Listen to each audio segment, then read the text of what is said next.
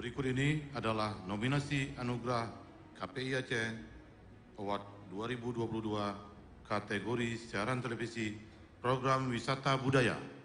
Anugerah KPI Aceh 2022 kategori Lembaga Penyiaran Televisi Program Wisata Budaya.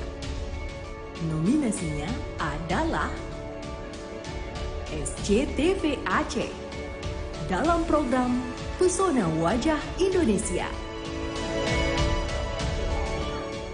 iNews TV dalam program Seramu, Kita masuk dalam proses membuat sebuah temuan seperti ini, yaitu proses penghitungan.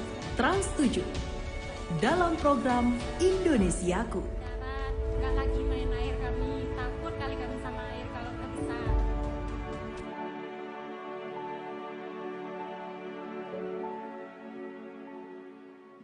Dan pemenangnya adalah SCTV Aceh dalam program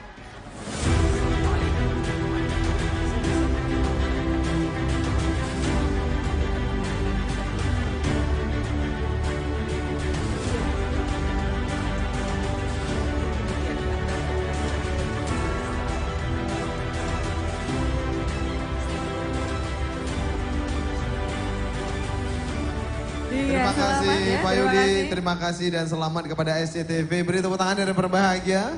Dalam program Pesona Wajah Indonesia ya, diterima langsung oleh SCTV kategori program wisata budaya. Baik, ini berbahagia selanjutnya adalah